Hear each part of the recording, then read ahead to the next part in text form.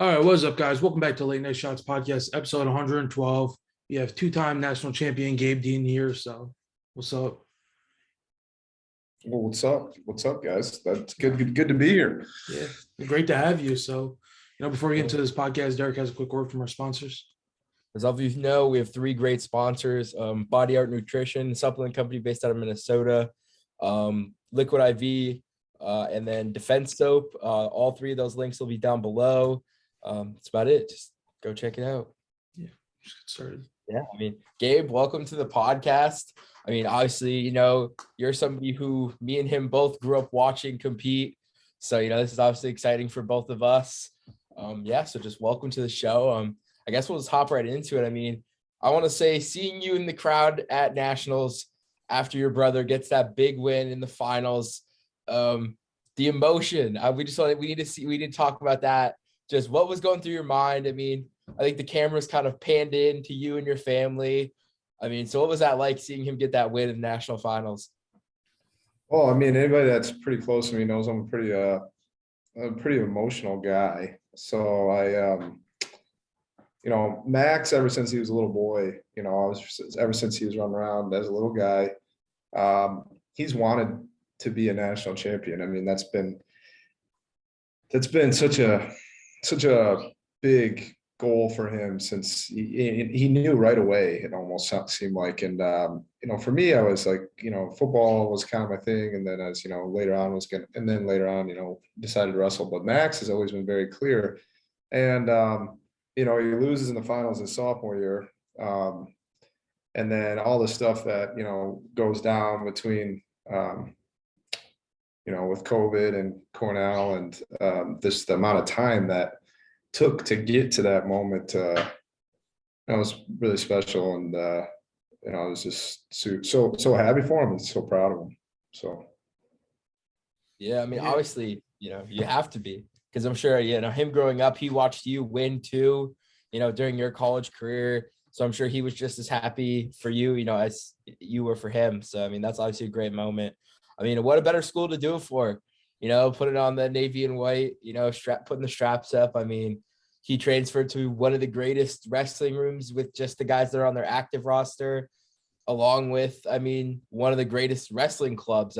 Probably the greatest, with the guys that they have in that room. So, I'm sure, I don't know if you've spent, much time in that room, but I know you're pretty close to David Taylor and, a lot of those guys over there. So, just talk about that. Talk about, what it's like for, to be in that room training with those guys.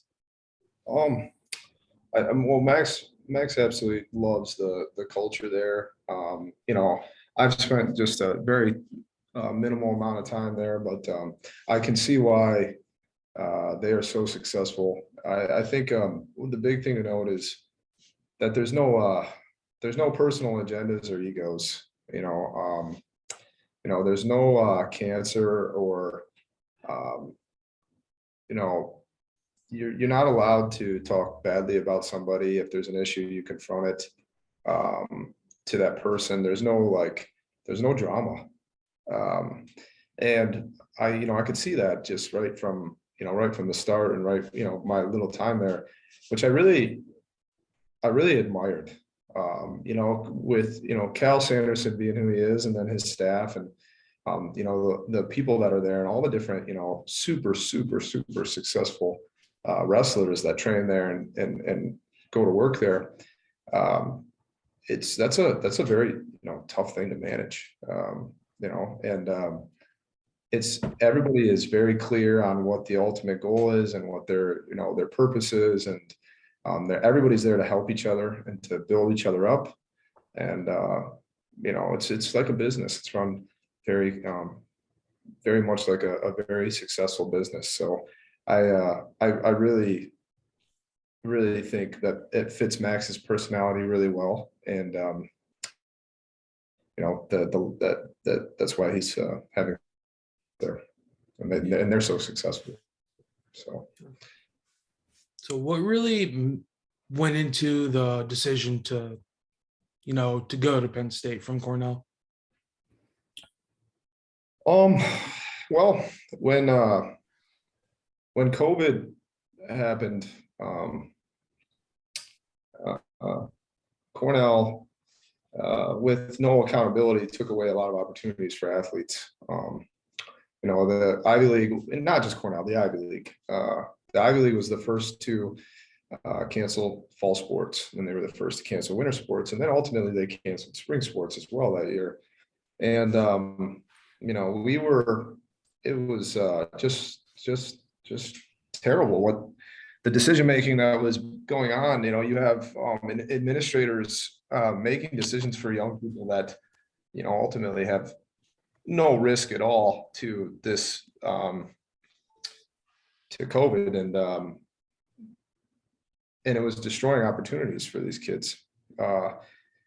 And pretty much, I think the administration really, to us, kind of outed itself that it just can't be trusted. And even even more, the president of Cornell, Martha Pollack, and her administrative staff, that is, whoever's making the decisions between all of them, there was no accountability. There was no like stepping in front of the athletes and saying, hey guys, like, we're doing this decision and here's why we believe it's the right thing. She didn't even get on one Zoom call. She didn't get on one anything. She just, her and the collective, Ivy presidents canceled sports. And I can't speak for the other Ivy League schools and how it went down, but she hid and just had our athletic director report that news to us,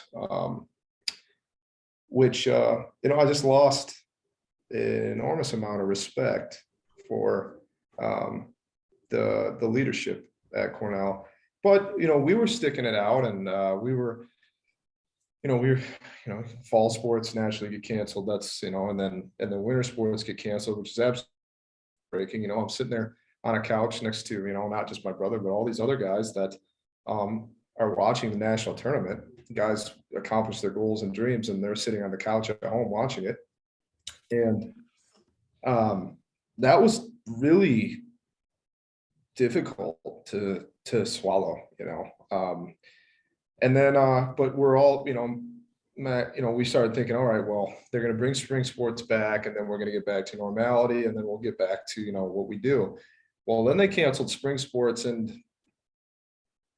that was just like, well, this is it. We're done. I mean, you can't. We're past the point of logic, and it's time to move on, because ultimately the opportunities at Cornell with current leadership in place were being stripped away with zero accountability. So he didn't know where he was going to go, but he knew that he needed to move on. And I was going into the business world anyways, and he went through just the process, right? Went into the transfer portal, saw a couple places, and ultimately, he had 2 years of eligibility left, and he chose Penn State, and that's, the rest is history. So, yeah, I mean, I think personally, one of the things that bothered me the most was, your brother wins a national title, and he could have not mentioned Cornell whatsoever, but I know on his Instagram post, he thanked Cornell, thanked his former teammates there. And if you sit there and scroll, not one of those guys from Cornell replied to it. Nobody liked it. Nobody replied to it. And I think that just kind of shows, he had the gratitude and the appreciation, to give Cornell a shout out, to say, no matter, because of your decisions, I lost a year, didn't get that 1 year to wrestle, to the whole team, but nobody from that school that wrestles there currently even thought about it. And, you guys, both of you, himself and you, both of you guys wrestled there. Both of you went through the program, and I thought that was just kind of bothered me a little bit that, he reached out to them and he said, hey, thank you guys. And they didn't there was nothing in return for your brother. Well, I think that kind of says it all, right? You got, as I was just mentioning, why is Penn State so successful? It's a constant positive environment. You can tell the level of respect between the athletes and the coaching staff and the people that are involved in making that successful. It's a completely selfless environment. And there's no drama. There's no backstabbing. There's no There's none of that. It's not allowed. You can, and I'm not in the Penn State room, but I can see that, through Max's experience there. I'm not going to name names or getting to the nitty gritty detail, but, it's something that I don't spend really any mental energy on because it doesn't matter and I just don't care. And neither does Max, but, it seemed like, as we were leaving Cornell, for some reason we were just being painted as like these bad guys, where all these things, and you can get online and read all these terrible things about us and whatever you want, but the truth of the matter is it had nothing to do with the wrestling program. Now the people within the wrestling program that had influence, unfortunately took it to their hands to make us seem like bad guys, which they're influenced all these young kids that that obviously have bitterness about his decision. But the fact of the matter is really simple, is that you take away opportunities for a young man and other young men, not just Max, but the other guys on the team. And one guy decides to make a decision that he can't be in a place where his values don't align with the leadership at making the decisions for Cornell and the athletes' opportunities. And for some reason, that is an issue, and he's a bad person because of it to some of the public, which I think it's childish. I think it's immature.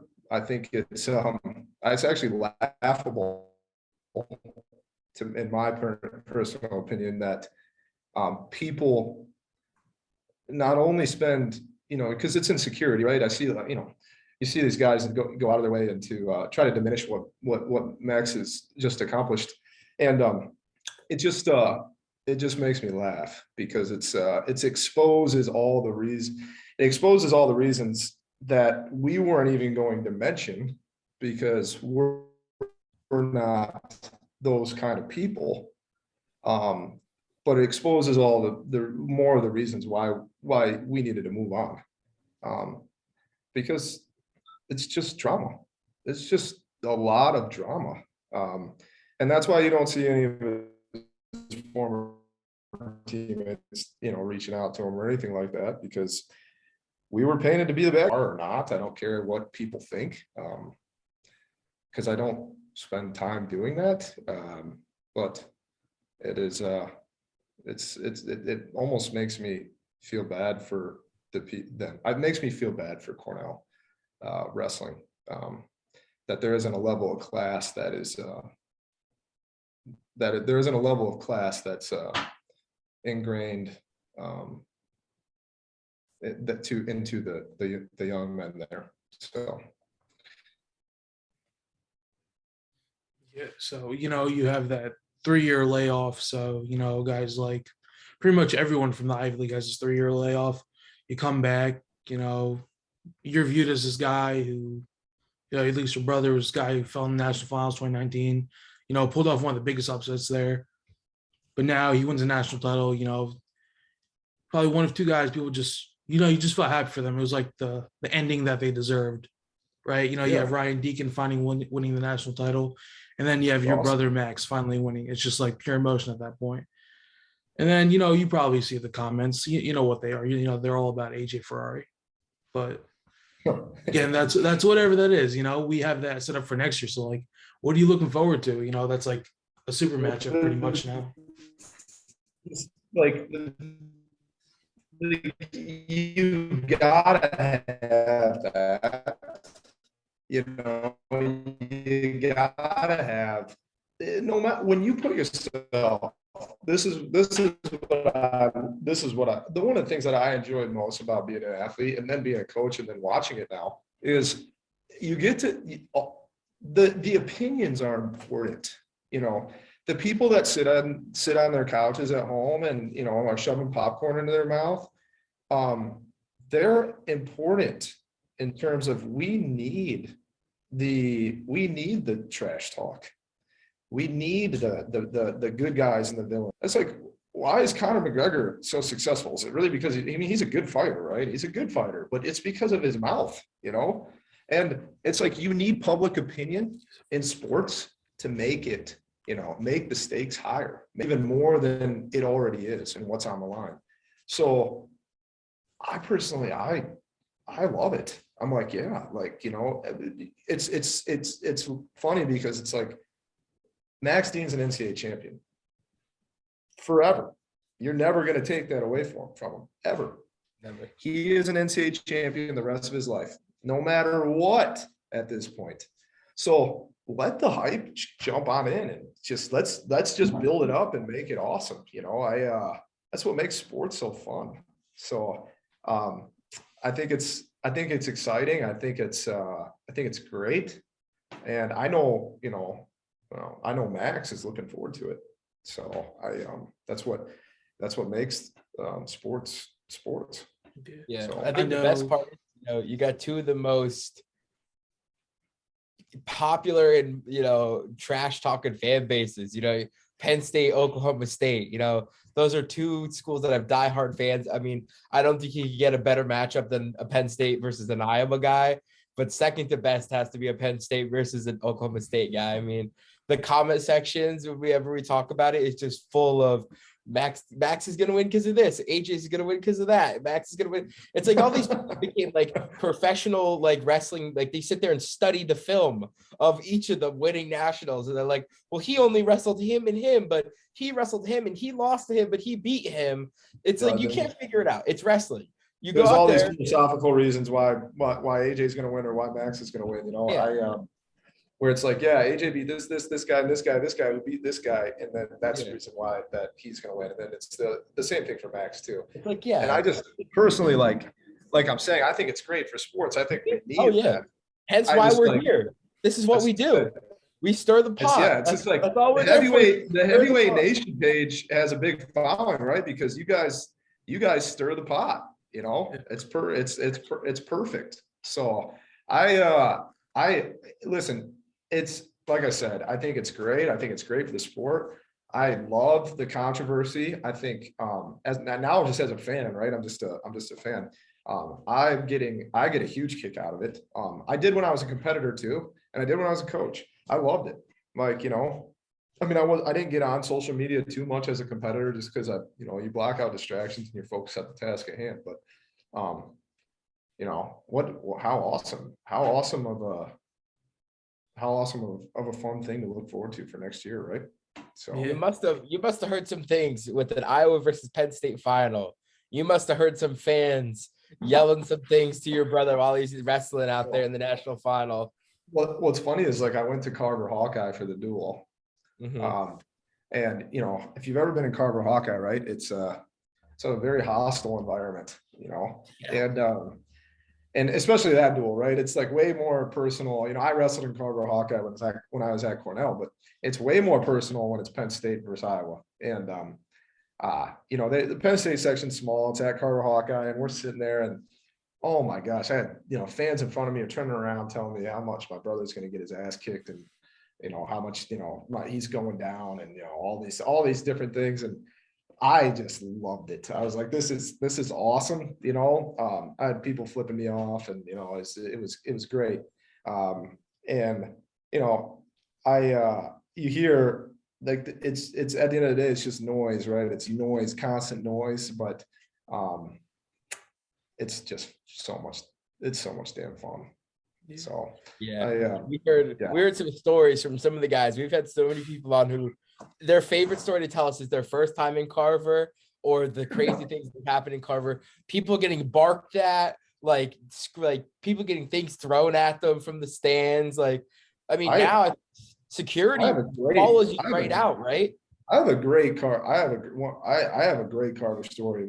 My first time competing there, we're walking in, and they put the paraplegics up front, God, she had to be between 70 and 80 years old, and she was in a wheelchair.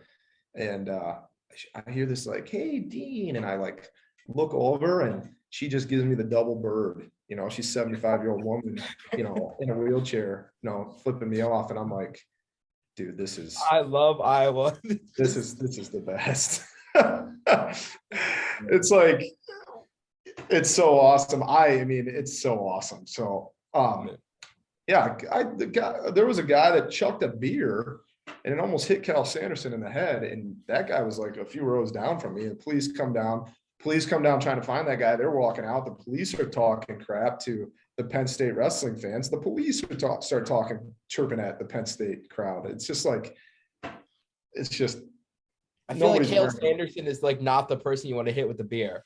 Like, I feel like throwing a beer at Cale Sanderson is definitely not the thing to do. I don't think it's I don't think it's a logical decision, but I don't think many of the Iowa fans that night were probably making logical decisions.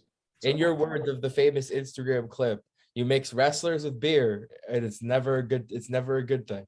No. Flying around, man. People are flying. Yeah, yep, absolutely. So that's one of the better ones. Who did you wrestle when you wrestled at Carver? Was it Brooks? I always wrestled Sam. Yeah, Sam Brooks and I were the same year. So we were we wrestled all the way through college. Yeah. So he was tough dude to wrestle. So I think this whole thing's been about, your brother's career so far. Let's talk about yours. You had a phenomenal career at Cornell, 2-time national champion, 3-time national finalist. What are just like your overall thoughts, winning the national title twice?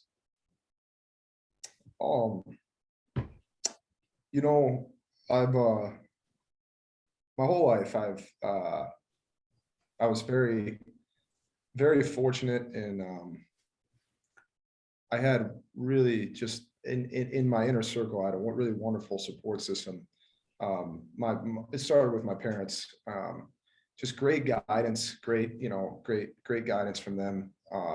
And when I was little, and Max the same way, when we were coming up in sports, sports were a teaching tool. My parents viewed as like, hey, let's get our kids out in the world. Let's push them into adversity. Let's get them into, really hard things at a young age, and let's teach them, guide them on how to overcome those things, and be consistent and be disciplined and not give up. And they knew we were going to lose and fail and all that stuff. And they knew how important that was to our development. So, but we didn't really have any expectations. There was never any expectations. There was just a standard. There was a standard that was held in our house, which started at, who you are as a person, your values, your morals, waking up to do the right thing every day. And then that led into, having goals and, trying to accomplish things in sports. But it wasn't like my parents were like, you're a failure if you don't accomplish this. That was never the case. We were all unconditionally loved as kids, which I think gave us a lot of confidence to take risk, which is that word is like whatever, like what a lot of people fear, right? Is risk.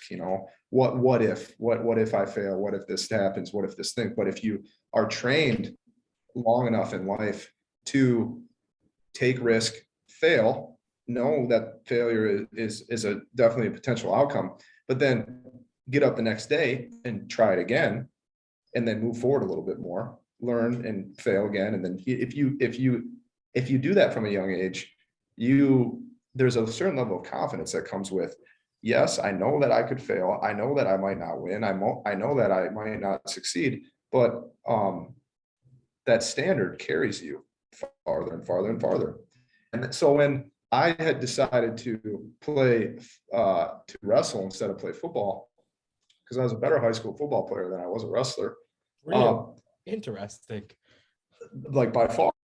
I mean, by far. And did you have a lot of when I decided, I'm not a big football player. I'm not a big guy for the football world. So I had some like preferred walk-on D1 things, and some looks in D1, but most of my offers were D2 and D3 schools. And So when I was coming out of high school and I decided that I wanted to kind of take my destiny into my own hands, like I really wanted to know that if I didn't succeed, it was on me at the end of the day. And I chose wrestling. Um, Again, I didn't have any expectations. I didn't know what would happen. I wasn't a blue chip recruit. I wasn't like a Mark Hall or a Bo Nickel or some of these like guys that come out and they've won everything and, to their name. I was I was a kid. I was probably one of our worst recruits in our recruiting class on paper. I won one state title in the state of Michigan my junior year. I lost in the state finals my senior year to a kid that ended up going to Michigan, but didn't wrestle a couple years after. And I, but that standard carried with me. I went to the place and I was trained to go to the places where the most opportunity was. And at that time, it was Cornell. It had, I could get an Ivy League education and I could also wrestle for one of the best programs in the country and have the right resources and support there to maybe if something good happened, I didn't know. And my first year, I didn't win one open tournament. I wrestled like 74 matches because I would lose first or second round in every tournament. And then I'd wrestle like 8 matches back and take like 5th or 6th or 4th. But I kept, just kept coming back to the room, just kept coming back, getting my ass kicked by Cam Simez and other guys on the team, and kept going and competing and kept putting myself out there because that's what I was taught to do.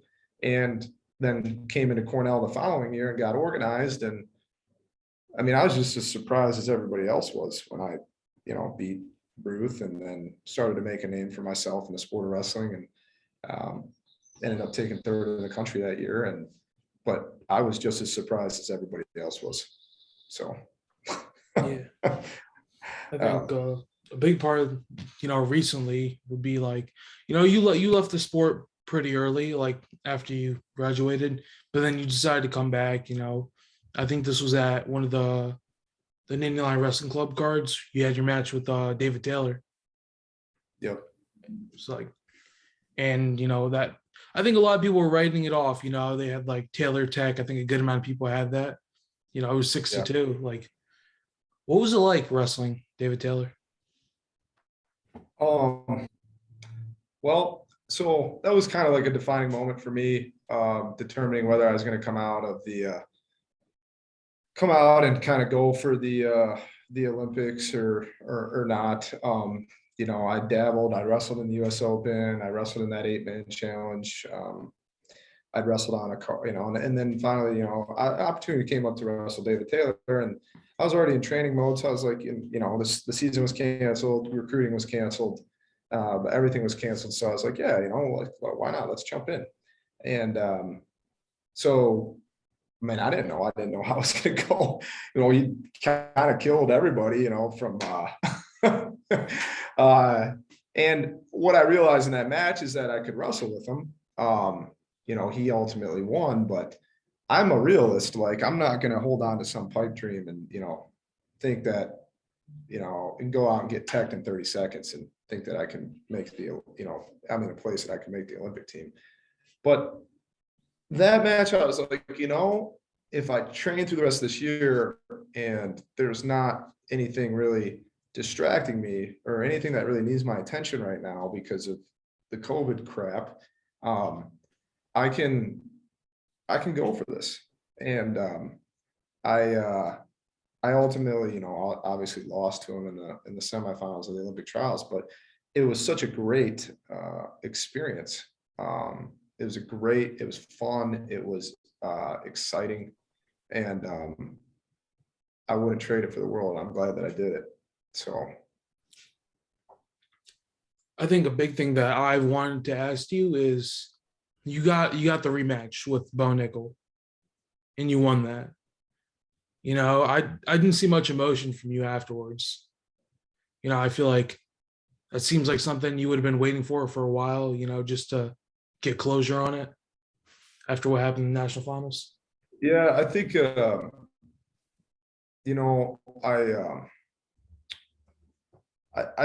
wasn't like it hurt like hell to lose that, my third national title to, that was a painful experience and something like ultimately I had to overcome and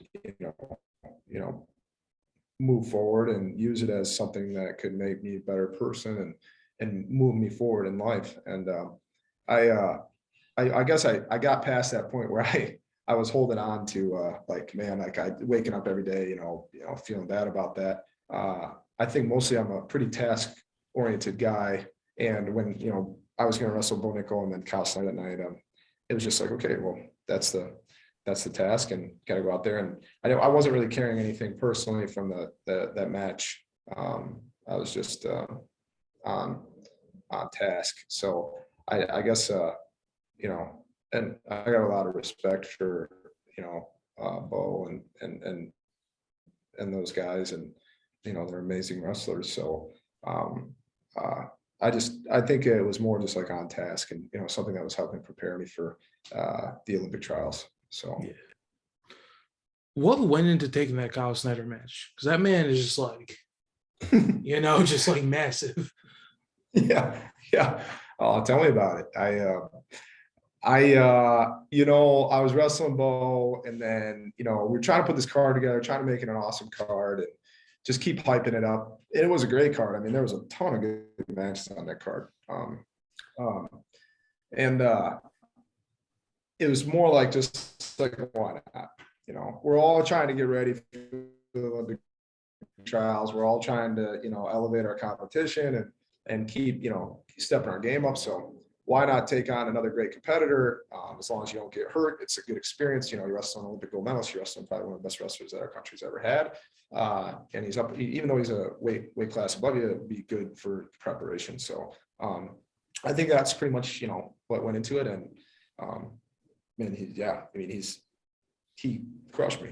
So he's a big, strong, I can see why he's so successful. So yeah. So the Rudis Plus card, I don't know if you attended that or not. I did not. I was, when it's Nationals weekend and I'm just like, buy Max and like whatever Max, needs from me. I just kind of want to be there for him anyway that he needs me to be. So I was really focused on just, running errands or getting anything that he needed. But I did see the results. And I mean, obviously Snyder beats Cox, 2 matches and seemed like I was reading the comments and I haven't seen the matches, but it looks like he looked really good. So I think the second one was 7-1. Gotcha. Yeah, So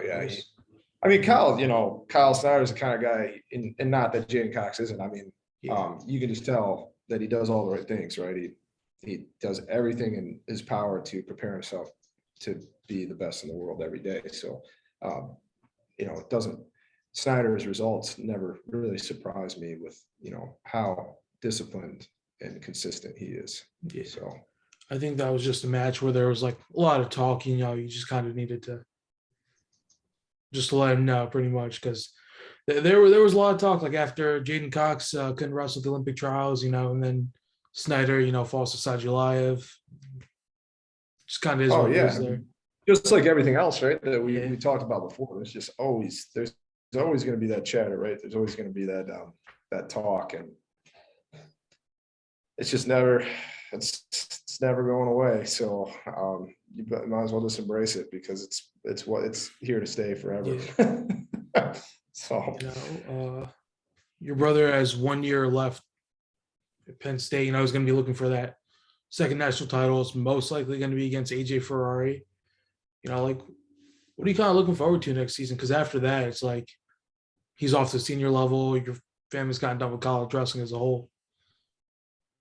Yeah, it's kind of crazy to think that the family will be done with college wrestling. It just seems like, man, it's been it has been a long time since it's been a part of our lives. I think, for Max and, I can't speak for him, but I think I get a good sense that I think that was a big weight off his shoulders, get that first one done.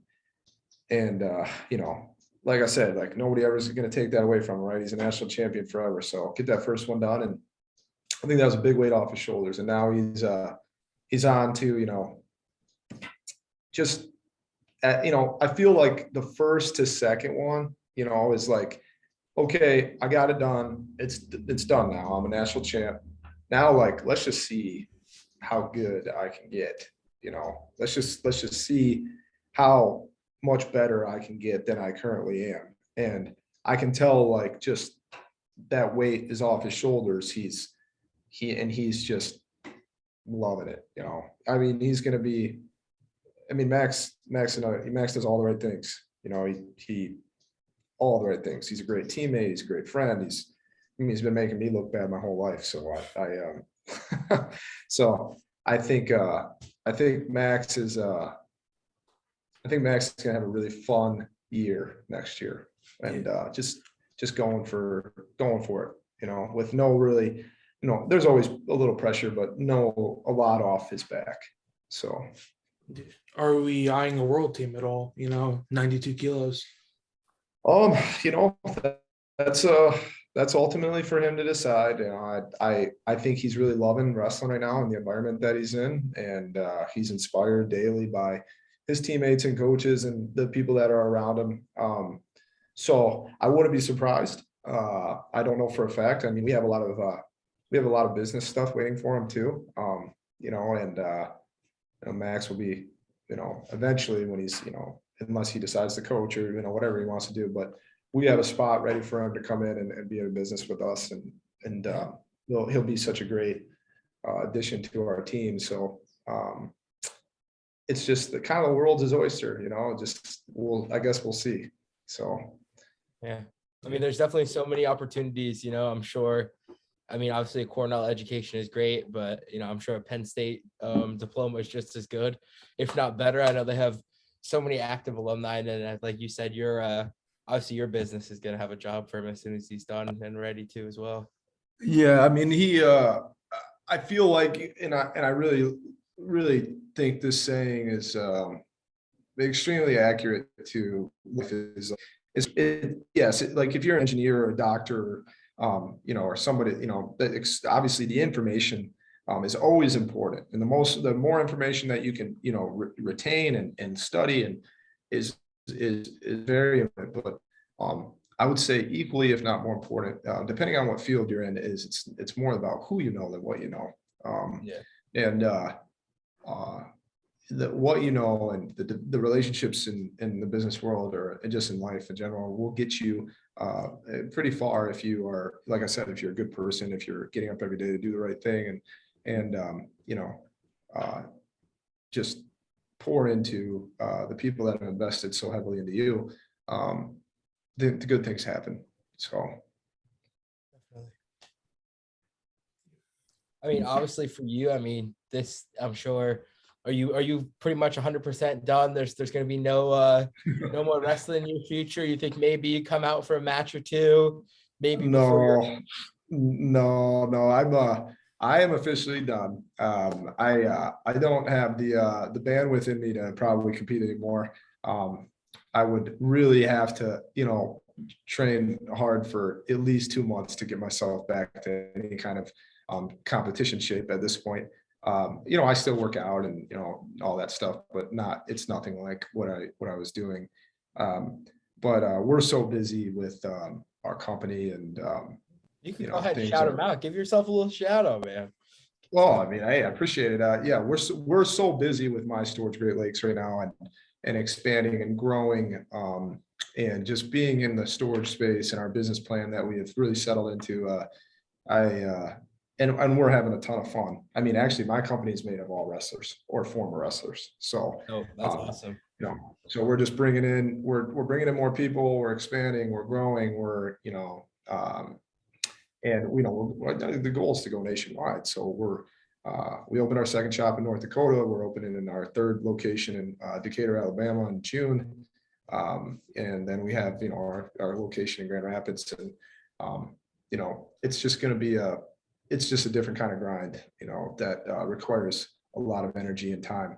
You're working 60 to 90-hour work weeks, and but I'm thoroughly enjoying it. So I really thoroughly enjoy it because we've brought in really good people to the company, really great minds, really smart and intelligent people that I think really help balance my weaknesses as well. So I love being in board meetings and being around the conference table, and just the ideas and are bouncing off each other, and just everything it's fun. It's like you feel like you're part of a team.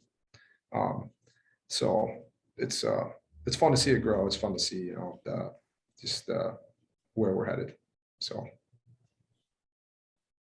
Yeah, I mean, that's awesome. I mean, obviously, people always say you can't wrestle forever. I know, Jordan Burroughs and Kyle Dake have kind of taken that, turned it a little bit to be like, Right. maybe you can't wrestle forever if you're, but I feel like those are obviously once in a lifetime talents. So, I mean, it's great to hear that you're, having so much success in your business. Obviously you had so much success on the mat. So it's great for fans to hear that, you're doing well. Well, I think wrestlers just transition so well for the most part into real life, because they're so used to adversity. They're so used to having to work through things and bounce back and just, that's what business is. I mean, when we're only a year old. So when I came off Olympic trials a year ago, I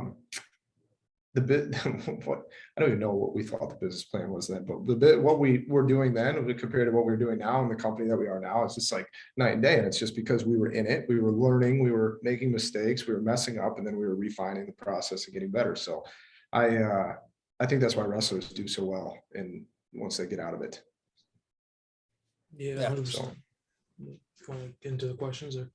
Yeah, I mean, I guess we'll get into our questions. These are like, a little bit of fun. We like to end it off with, some good times. So mine are usually super non-wrestling related, and, we try to keep it that way, but, his just tend to, go full into wrestling. So I'll let him go first, then we'll have some good laughs when we end it with mine. All right. So, your top 3 favorite collegiate wrestlers of all time, none of them can be from Cornell or Penn State. Oh man. Okay. I'd say huge inspiration to me as a kid, a young man, kind of growing up through high school, and when I was like in 7th and 8th grade. It's funny, they're both of these guys are Iowa guys, but Lincoln McElravy was another one that I loved watching, just a goer. And then I'd say lastly, man, tough to put the third one in there, but there's so many good guys that are so enjoyable to watch. But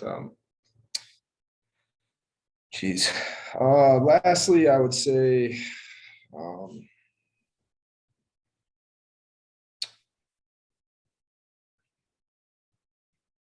because like I would easily say Cam Simas, but he went to Cornell. Does like Cal Sanderson count as like a Penn State guy? Because like he wrestled for Iowa State, so I'm like I really loved watching Cal wrestle too. But so are we going to count him for this just to really make me dig deep? Which we can. We'll count him as a Penn State guy. So I'd say lastly, I like digging up some old film of every now and then, and he was a huge influence on my father. Huge influence on my dad. Was Jimmy Selesky. Actually, they're all Iowa guys. So and I've met Jimmy a few times, and I just like, he's just a good guy. So I think those 3, would be if I had to choose outside of Penn State or Cornell. Yeah, that's solid. I like that one. Derek, you can get into it. All right. So obviously, Heavyweight Nation, we're known for being some large men that enjoy some good food. So I'm assuming you're at your main business in Michigan. So if we were going to visit your business in Michigan, right? We just moved there. One place we have to go eat at. What is it? What's the best place? Oh man. I would probably take you guys to this place called Butcher's Union. It's downtown Grand Rapids. They make great food. I mean, anything from like, spare ribs to great cuts of steak to, just, it's a little bit of a fancier place, but it's really, really, really high quality food. How old are you guys, by the way? 19. Okay, so cocktail list is off the table, so you can't talk to you guys about the cocktail list, but the food there is exquisite. So That's awesome. And then I'm trying to see how we can do this here. You're a very popular guy. I see you, you've been in plenty of live streams with A-list wrestlers, on Instagram, plenty of Instagram lives with those guys. So I'm going to take it this way. We're going to turn the question that we ask everybody. You're going to build your self count. Yourself is already in there. Take 4 of your former wrestling friends that you have now to build your zombie apocalypse super squad. Who are they and why?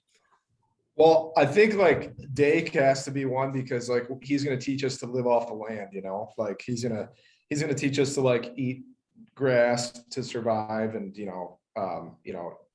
drink, filter, seawater and stuff like that. So I think Dake would be definitely on the list. I like busting Dake's balls, but he, Kyle and I are friends. So I think he would be one. Definitely Max because Max, he's a killer, man. Like, you send him into war like that, dude, you tell him to do, go in and he is going to execute whatever you need him to execute. But what makes Max really good is he's like extremely, extremely intelligent. So he'll find like a very good way to take zombies out efficiently with the resources that you have and, and make it as efficient as possible. I think I'd bring David Taylor because he would ankle pick all of them and just like he would just be tripping all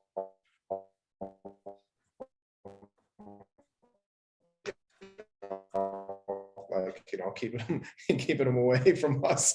And David's he's an entrepreneur too. I think David he would be figuring out ways to he'd be a great mind to have on the team. And then I think straight up I would just bring I'd either bring my boy Scotty Boykin, who probably not a lot of people maybe a lot of people won't know who he is, but he wrestled for Chattanooga, but he's just like a bowling ball of a human being. Like he's just a bowling ball. Like if you've ever seen Scotty, he's just straight and you could just, and he was a really good linebacker in football, in high school ball. He's like one of the better linebackers in the state of Tennessee when he was coming out. And I just feel like he would just take him out. Like if they were coming after you, he would be between him and David Taylor, David Taylor would be tripping them and stuff. And then Scotty would just be running through them like a plow. So, I feel like that would be my initial team. So, I will say so far that's got to be a top 5. I think eventually after we hit enough episodes, we're going to compile all of them. We had Air Force's heavyweight on, and I think his was just, I think his is number 1 because those are all trained soldiers. And I think that's the first team of all trained military men that we've had that, but I mean, he makes a good point, I guess he's really making me rethink my answer. And I'm like, well, I guess I probably would go to the Army, the Navy, or Air Force to probably put my team together. So yeah, he makes a really good point. So obviously, thank you so much. We appreciate you for, giving us your time, to come on here, just to get a little bit of insight on obviously, yourself. And obviously we talked a little bit about your brother's career. So yeah, we definitely appreciate it. No, guys, it's my pleasure. And, great page. Love what you guys are doing on the media side of the sport. So keep up the great work. All right. Yeah. Thank you. I really appreciate it. Keep an eye out for us next year at Tulsa. End goal is for us to be able to submit all of this stuff we're doing to the NCAA to get approved to get on the floor. So we want to do on the floor interviews with the guys post match. So perfect.